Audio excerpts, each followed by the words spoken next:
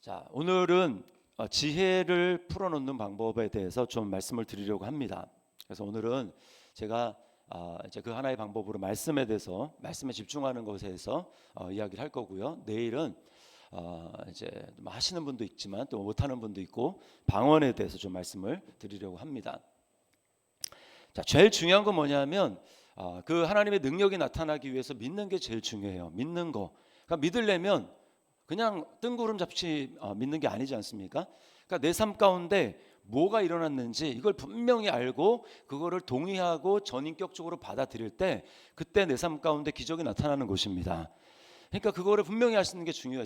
지난주 한 주 동안 내내 그거를 말씀을 드렸습니다. 우리는 예수 그리스도와 함께 이미 온전해진 자인 줄 믿습니다. 우리는 예수님의 영을 받았어요. 예수님을 믿을 때 성령님을 받았습니다. 그래서 예수님과 한 영이 됐어요. 그리고 그때부터 예수님과 공동 상속자로 모든 것을 다 누립니다. 하나님의 속한 걸 다 누리는 거예요.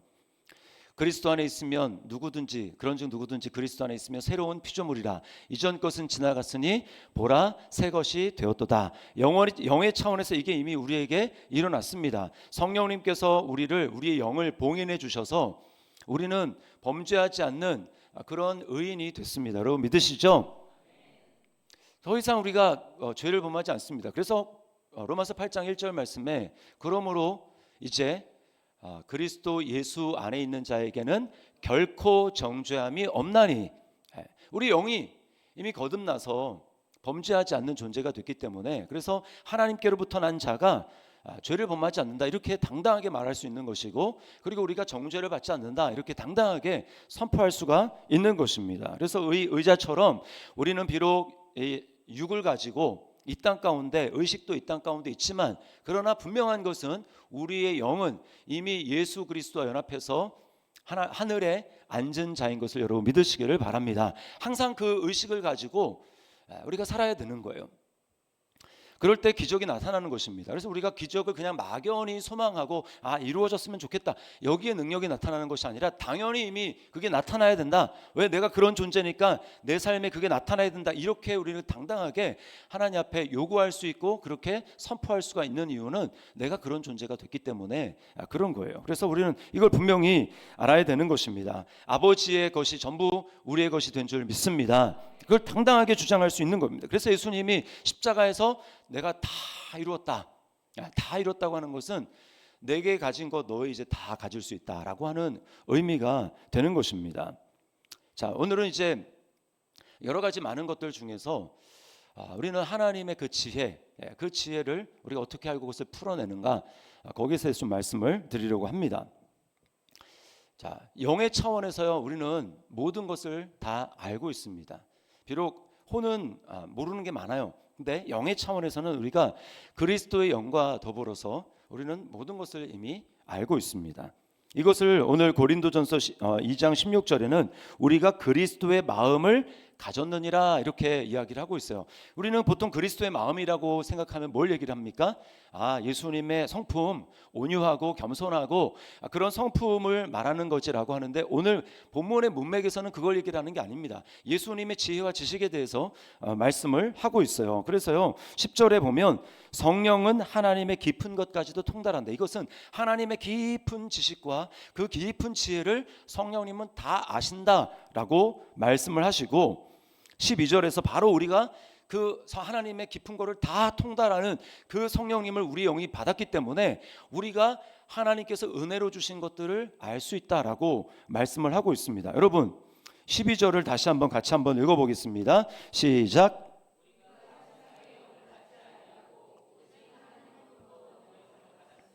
이는 우리로 하여금 하나님께서 우리에게 은혜로 주신 것들을 알게 하려 하심이라. 아멘. 하나님이 우리에게 은혜로 주신 것들을 알게 하려 하십니다. 여러분 뭘 하나님이 우리에게 은혜로 주셨습니까? 예수님을 은혜로 주셨습니다. 아멘.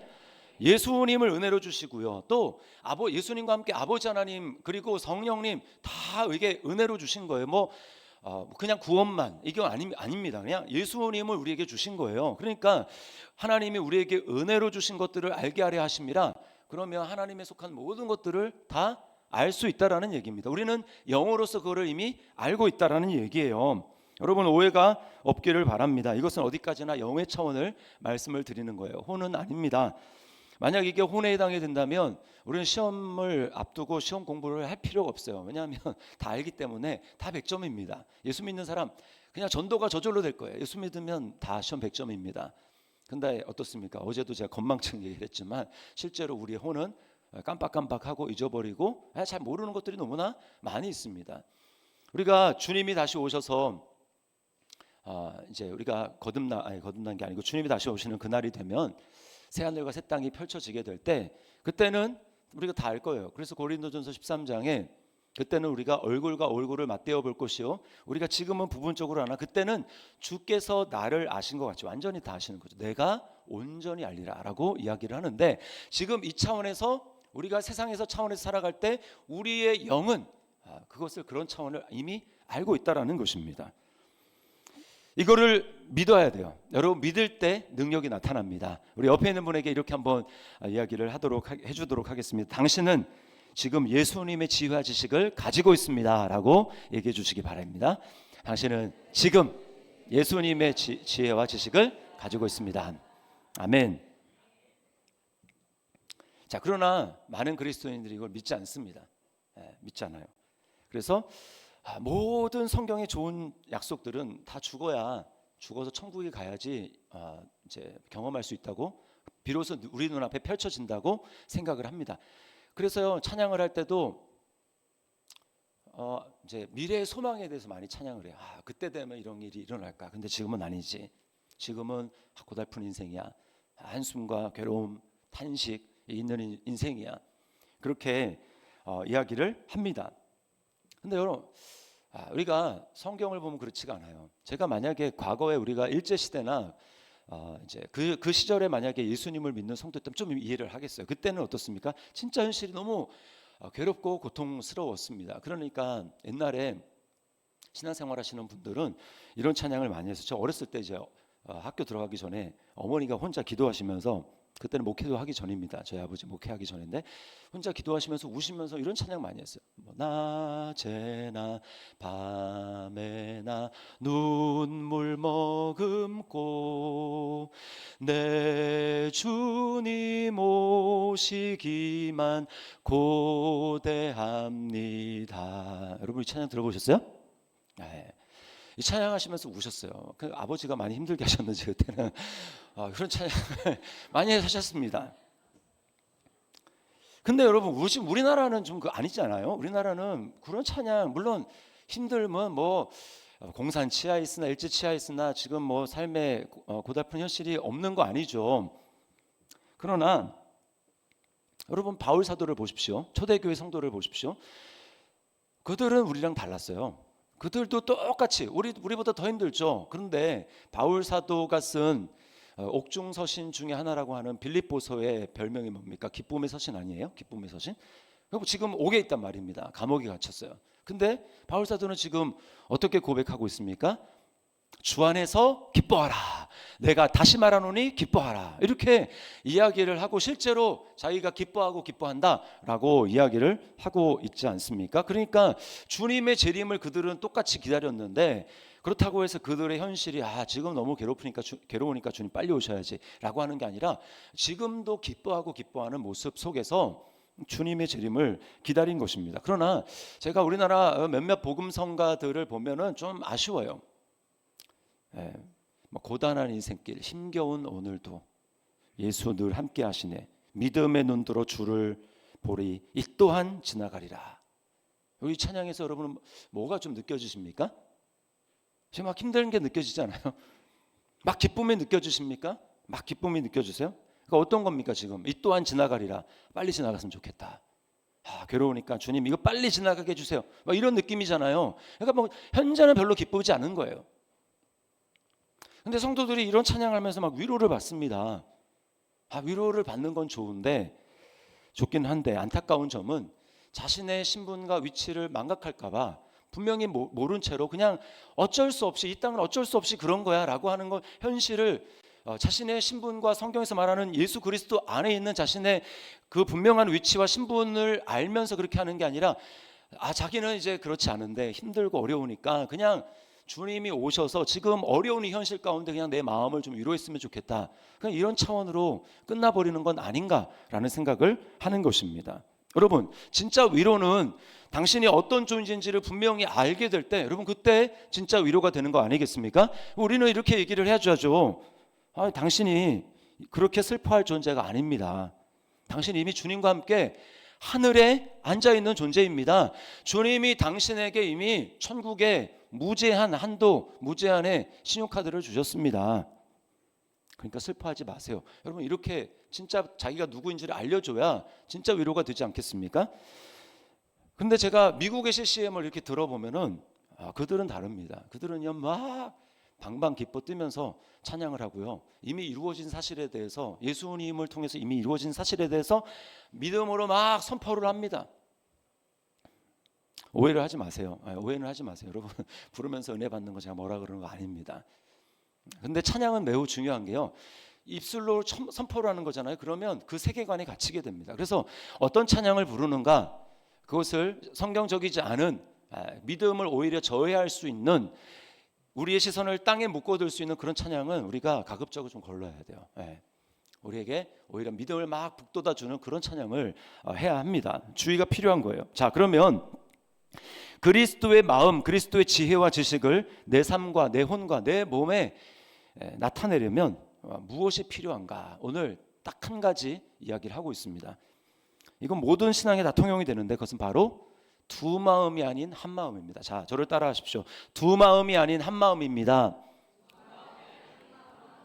자, 야고보서 4장 8절 우리가 마지막에 읽었는데요, 이렇게 얘기하죠. 두 마음을 품은 자들아 마음을 성결하게 하라. 여기 둘 다 두 마음, 마음을 성결하게 하라. 마음이라고 되어 있지만 원어로 보면 그렇게 되어 있지 않습니다. 여기 두 마음이라고 할 때 두 마음은 두 혼을 가진 자들아, 이렇게 얘기를 하고 있어요. 두 혼을 품고 있는 자들아 너희 마음을 성결하게 해라, 이렇게 이야기를 하고 있습니다. 그럼 뭐 얘기냐면 지금 혼이 갈라져 있다라는 거예요. 혼이 하나가 된 게 아니라 혼이 갈라져 있다라는 거죠. 자, 이게 무슨 말이냐면 우리의 영의 차원은 이미 그리스도의 마음을 가지고 있지 않습니까? 그 그리스도의 마음으로는 100% 하나님의 말씀에 동의를 하고 하나님의 말씀을 기뻐하면서 즐거워합니다. 그런데 문제는 뭐냐면 내 의식이, 내 의지가 거기에 동의를 안 하고 있는 거예요. 동의를 안 하고 있습니다. 그러니까 이게 그리스도의 마음과 내가 가진 이 혼의 마음이 이렇게 분리되어 있는 거예요. 이게 두 마음입니다. 두 마음. 자, 딱 이 상태를 얘기하는 게 야고보서 4장이 아니라 야고보서 1장에 나옵니다. 우리가 이제 야고보서 1장 6절부터 8절 우리 같이 한번 읽어보겠습니다. 시작. 오직 믿음으로 구하고 조금도 의심하지 말라. 의심하는 자는 마치 바람에 밀려 요동하는 바다 물결 같으니 이런 사람은 무엇이든지 주께 얻기를 생각하지 말라. 두 마음을 품어 모든 일에 정함이 없는 자로다. 아멘. 여기 똑같이 두 마음을 품어 모든 일에 정함이 없는 자로다, 이렇게 이야기를 하고 있습니다. 여러분, 우리가 믿음으로 구한다라고 하는 말은 그리스도의 마음, 내 안에 있는 이 그리스도의 마음에 내 혼의 마음을 일치시키는 것입니다. 이게 믿음으로 구한다, 믿음으로 간다라고 하는 마음이에요. 그런데 마음이 이렇게 나누어져 있다, 거기에 100% 동의를 하지 못하고 있다, 이거는 두 마음을 가진 겁니다. 마음이 하나 되지 않은 거예요. 그리스도의 마음과 내 마음이 따로 놀고 있는 것입니다. 근데 여기서 뭐라고 얘기합니까? 그런 자는 주께 얻기를 생각하지 말아라. 그거는 이미 마음이 갈라졌기 때문에요, 의심하고 있는 상태고 믿음이 아닌 겁니다.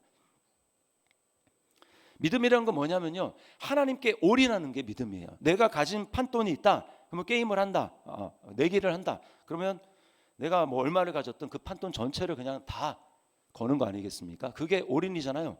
믿음으로 하나님 앞에 한다라는 것은 하나님께 올인하는 거예요. 다른 가능성을 염두에 두지 않고 하나님께 전부 다 거는 것입니다. 그럴 때 성경은 하나님의 능력을 경험한다고 이야기를 하는 거예요. 이게 성경 전체가 우리에게 말하는 원리입니다. 잠언 3장 5절과 6절 말씀입니다. 우리 같이 한번 읽어보겠습니다. 시작.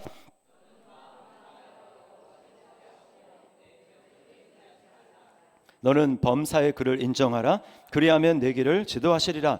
여러분, 성령님과 하나님의 지도함과 인도함을 받기를 원하십니까? 조건은 단 한 가지. 여러분, 뭐라고 얘기합니까? 마음을 다하여. 마음을 다해서, 즉 올인해서 하나님을 신뢰하라고 이야기를 합니다. 너 명철, 너 지식 가지고 있는 거 잔머리 굴려가지고 딴 생각하지 말고 하나님께 너 전부 걸어야 돼. 그래야 너를 지도할 거야. 역대하 16장 9절도 똑같은 말씀입니다. 같이 읽어봅니다. 여호와의 눈은 온 땅을 두루 감찰하사 전심으로 자기에게 향하는 자들을 위하여 능력을 베푸시나니. 전심. 아브라함의 예를 들어보겠습니다. 아브라함이 하나님으로부터 맨 처음에 나타나서 그 약속을 받은 게 75세 아닙니다. 75세잖아요. 그때 나타나셔서 너 이제 가라, 내가 지시할 땅으로 가라, 내가 너한테 아들을 주고 후손이 많아질 것이고 또 땅도 줄 것이다, 이렇게 말씀을 했습니다. 75세 때 아브라함이 믿음으로 기다렸어요. 자그마치 10년을 기다렸습니다. 10년. 75세에 10년. 여러분 상상할 수 있겠습니까? 우리 이제 그 김정환 강사님이 내년에 결혼을 해요. 근데 이제 지금 30대 중반이니까 결혼하면 뭘 기대하겠습니까? 당연히 하나님께서 우리 가정에 좋은 이제 예쁜 자녀를 주실 거다, 이렇게 기대를 하지 않겠습니까? 근데 결혼했는데 10년 동안 자녀가 없네요. 여러분, 그러면 30대 중반에 결혼을 해도 10년 동안 자녀가 안 생기다, 이거는 정말 피가 마르는 그런 일이에요.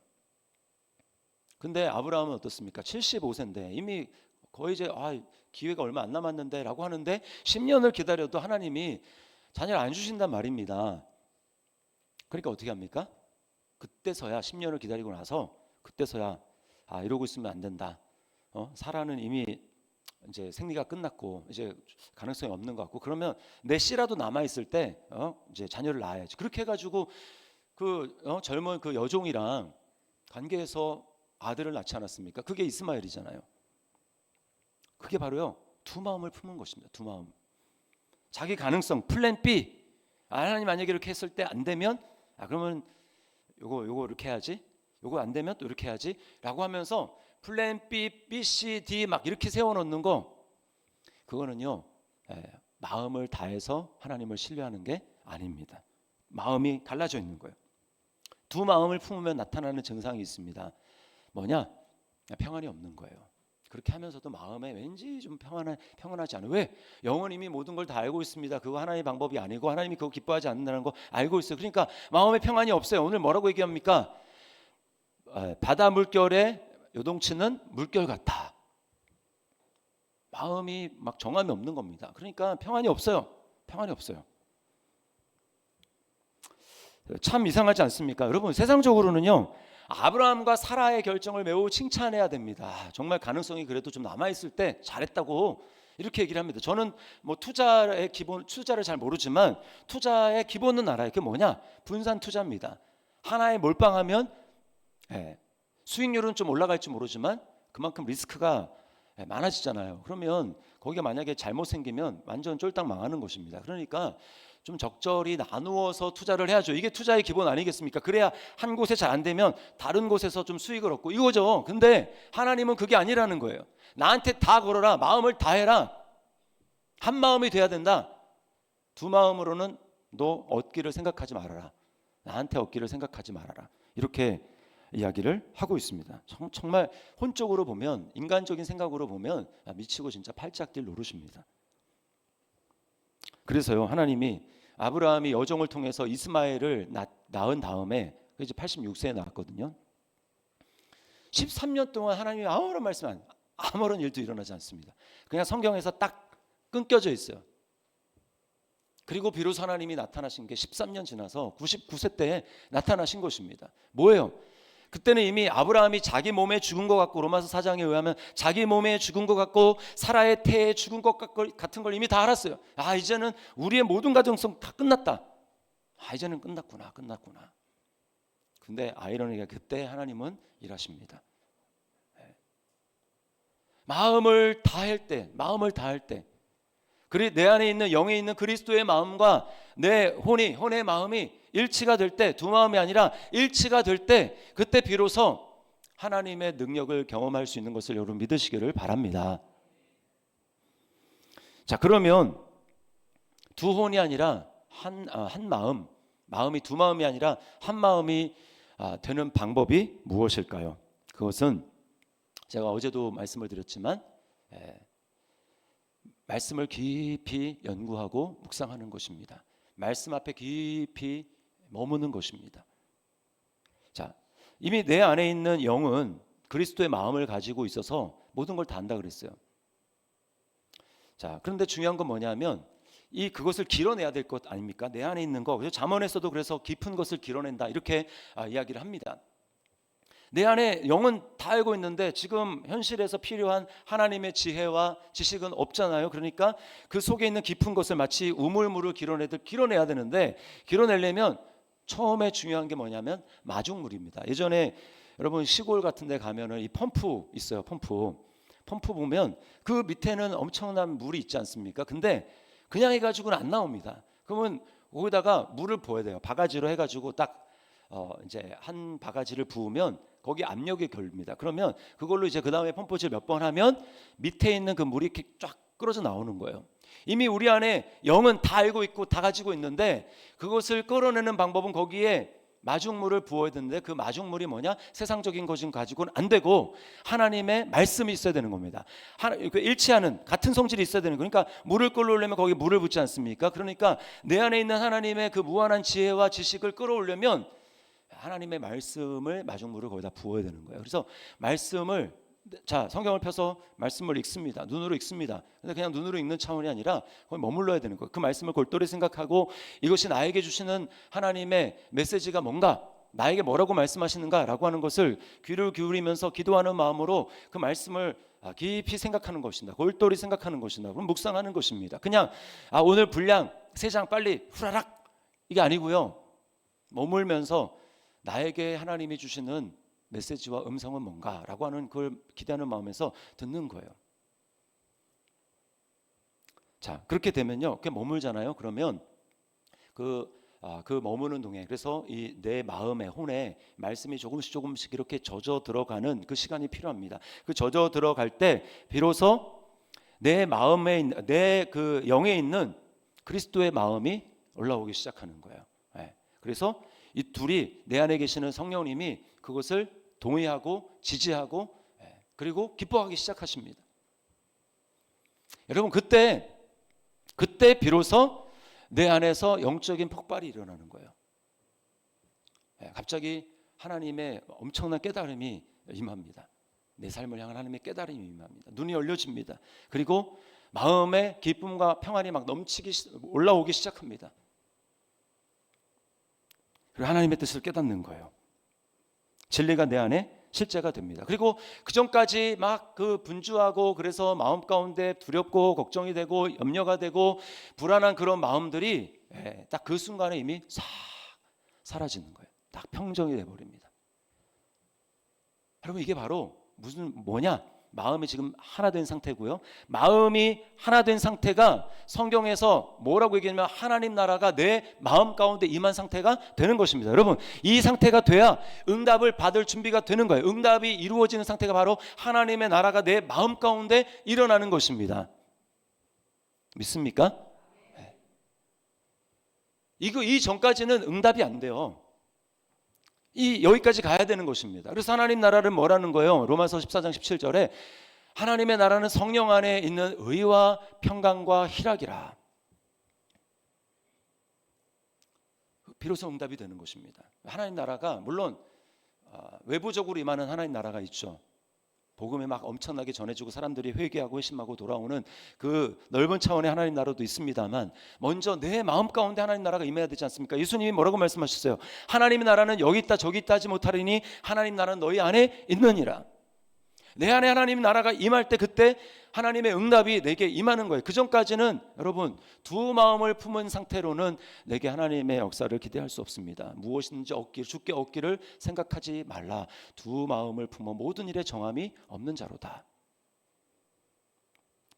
이게요, 마태복음 6장 33절에 딱 상태입니다. 뭐라고 얘기합니까? 우리가 잘 아는 말씀. 자, 같이 읽어봅니다. 시작. 그런즉 너희는 먼저 그의 나라와 그의 의를 구하라. 그리하면 이 모든 것을 너희에게 더하시리라. 앞에 있는 조건을 갖추지도 않고 우리는 무조건 뒤에 하나님 왜 이 어려움이 해결이 안 됩니까? 막 이러고 있잖아요. 근데 가장 중요한 건 뭐예요? 마음이 딱 하나가 안 됐는데, 두 마음에서 한 마음이 안 됐는데 어떻게 하나님이 그 뒤에 그리하면 이 모든 것을 더하시리가 어떻게 되겠느냐고요. 성경은 다 똑같이 조금만 그 관점을 바꿔서 결국 본질은 이 얘기를 하고 있는 겁니다. 기도에 대해서, 응답에 대해서 얘기하는 요한복음 15장 7절 말씀도 똑같아요. 이렇게 말씀합니다. 같이 읽어봅니다. 시작. 너희가 내 안에 거하고 내 말이 너희 안에 거하면 무엇이든지 원하는 대로 구하라. 그리하면 이루리라. 딱 이 상태를 얘기합니다. 마음이 하나 된 상태. 너희가 내 안에 거하고 머물러야죠. 그리고 내 말이 너희 안에 거하는, 그래서 마음과 말씀이 딱 일치가 되는 이 순간, 그리하면 무엇이든지 원하는 대로 구하라, 이루리라 라고 말씀합니다. 빌립보서 4장 6절 7절도 똑같아요. 이렇게 얘기합니다. 우리 다 알죠. 아무것도 염려하지 말고 다만 모든 일에 기도와 간구로 너희 구할 것을 감사함으로 하나님께 아뢰라. 그리하면 모든 지각에 뛰어난 하나님의 평강이 그리스도 예수 안에서 너희 마음과 생각을 지키리라. 하나님의 평강이 마음과 생각을 지킨다. 이게 내 마음에 하나님 나라가 임한 거죠. 평강. 그거는요, 막 말씀에 적극적으로 동의를 해야 되는 거예요. 환경은 전혀 그렇지 않아. 그럼에도 불구하고 여기 감사라는 게 뭐겠습니까? 말씀에 동의해가지고 계속 내 마음을 말씀에, 하나님의 영에, 그리스도의 마음에 일치시키도록 모든 걸 다 해야 된다는 거예요. 마음을 일치시켜야 된다는 거예요. 이게 감사합니다. 그래서 감사가 중요한 거예요. 감사가 능력이 나타나는 이유가 그렇습니다.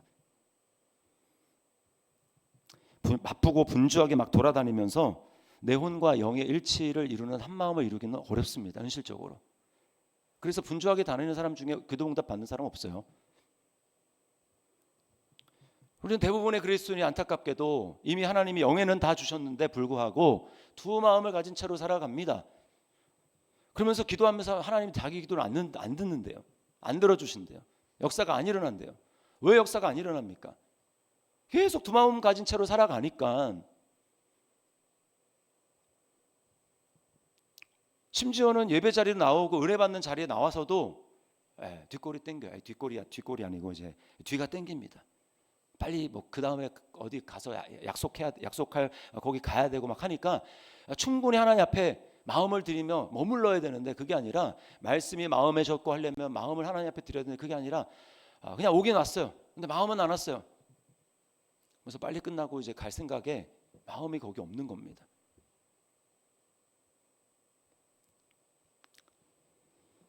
여러분, 이미 내 영은 모든 것을 알고 계시고 하나님의 그 지혜와 지식 그리고 능력이 내 삶 가운데 풀어지기 위해서는 우리는 말씀에 젖어드는 시간이 필요해요. 그 말씀에 내 혼이 온전히 동의하게 되는 그 시간이 필요합니다. 그냥 딱 읽고 5분 만에 10분 만에 막 훈련이 많이 되면 그럴 수도 있겠지만 쉽지가 않습니다. 평상시에 늘 주님과 동행하는 삶에서는 그게 될 수도 있겠지만 그러지 않다가 딱 안 됩니다. 제가 증인이에요. 그러면요, 이렇게 두 마음이 하나가 되어서 한 마음이 되었을 때 이전에는 경험해 보지 못한 엄청난 집중력과 폭발력이 일어나는 것을 보게 됩니다. 제가 증인입니다. 제가 이제 개척 초창기에, 그때는 제 노력으로 엄청 많이 했습니다. 저도 지금 노력하지 않는다라는 얘기 아니에요. 만약 그때는 막 엄청 스트레스 받고, 설교 준비할 때도 엄청 스트레스 받고, 그래서 이제 막 토요일 되면 막 아픕니다. 왜냐하면 스트레스 막 받으니까, 막 잘해야 된다는 생각에 스트레스 받으니까 뭐 아픈 거예요. 그때 그 기준으로 만약에 특세를 2주 동안 한다, 내가 하다가 처음에 뭐 시작은 할 수 있겠죠. 하다가 아마 쓰러지거나 몸져 눕거나 그랬을 겁니다. 주변 사람들한테 엄청 막 집에 가가지고 짜증내고 막 화내고 신경 예민하게 막 건드린다고 화내고 막 그랬을 거예요. 내 안에 평안이 없는 거예요. 자, 근데 제가 믿고 내 안에 이미 예수 그리스도의 모든 지혜와 지식이 있고 내 영은 모든 것을 알고 있고 나는 이걸 그러면 믿음으로 하나님과 일치만 시키면 이거 잘 풀어내면 하나님의 지혜로 하면 금방 되는 거 아니겠습니까, 여러분? 하나님의 지혜는 그냥 잠깐이면 됩니다. 문제는 집중력인 거예요, 집중력. 그래서 요즘에는 그렇다고 설교 준비를 대충 한다고 여러분 생각하지는 마세요. 그렇지 않습니다. 예전에는 정말 오랜 시간 걸리던 것들이 요즘에는 그냥 쉽게 돼요. 하나님이 지혜를 주십니다. 하나님이 엄청난 지혜와 지식을 저에게 막 부어주세요. 그러니까 전에는 불가능할 것 같았던 그게 나한테 된다고? 어떻게 그렇게 할 수 있지? 근데 지금 되고 있는 거예요. 잘 모르겠는데 그러시는지는 잘 모르겠지만 여러분 저는 되고 있다는 걸 제가 알고 있습니다. 우리 가족들도 알아요. 여러분 많은 시간 필요한 게 아니라 우리가 주님께 집중하고 주님께 마음을 드리면 그 하나님의 지혜는 모든 걸 보고 있기 때문에 우리는 막 여기저기 이건가 저긴가 막 쑤시고 다니면서 분주하게 막 하지만 하나님의 지혜로 야 거기 아니다 딱 찍어서 알려주면 여기야. 그러면 거기 딱 하면은 금방 할 수 있는 것입니다. 여러분 이것이 바로 예수 그리스도 안에서 하나님이 저와 여러분에게 약속하신 지혜와 지식과 능력인 것을 믿으시기를 바랍니다. 그러므로 중요한 것 딱 한 가지, 한 마음을 품고 주님 앞에 나아가게 될 때 여러분 오늘도 이미 내 삶에 예비된 하나님의 놀라운 은혜와 축복, 지혜와 능력 그것이 우리 삶에 풀어지게 될 줄 믿습니다.